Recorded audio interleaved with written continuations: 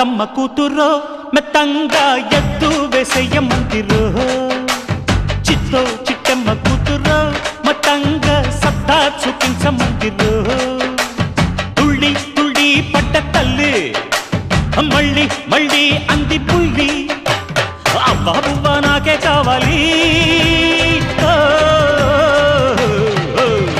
అత్తో అత్తమ్మ కూతురో